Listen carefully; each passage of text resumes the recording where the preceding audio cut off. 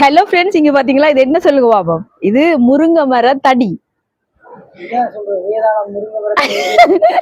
நண்பர்களே, இது பாத்தீங்கன்னா அந்த கீழ்பட்டு இங்க வாங்க, அவங்ககிட்ட பாருங்க எவ்வளவு பெரிய மரம் வளர்ந்துருக்குண்டாங்க. பாத்தீங்களா?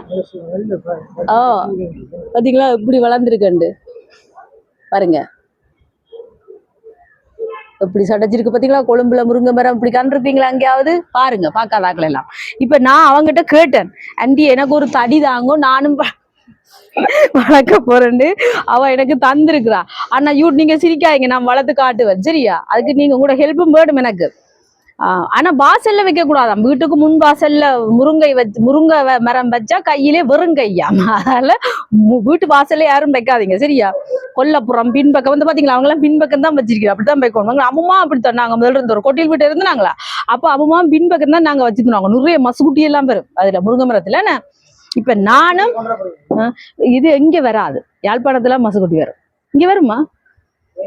வராது வராது. இப்ப பாருங்க நண்பர்களே, இதையும் நாங்க இப்படி வச்சு இப்படி வளர்த்து என்ன வளர்த்து உங்களுக்கு காட்டுறேன். இதுல முருங்கை மரம் வைக்கிறது, அடுத்து பாத்தீங்கன்னா மிளகா மரம் வைக்க போறேன்.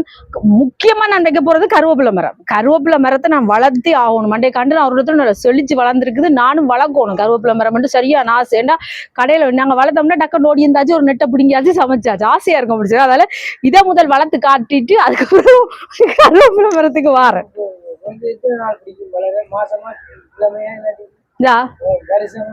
பாப்போம் எத்தனை வருஷம் தெரியல. வளர்த்துட்டு உங்களுக்கு காட்டுறேன். சும்மா நக்கல் அடிக்காங்க நீங்க, நான் வளர்த்து காட்டுறேன். ஓகே நண்பர்களே, நான் வளர்த்துட்டு உங்களுக்கு காட்டுறேன். நன்றி, வணக்கம், பாய். சந்திப்போம். மறக்காம சோபா சோசா சப்ஸ்கிரைப் பண்ணுங்க. Bye bye. வளர்க்குறோமா?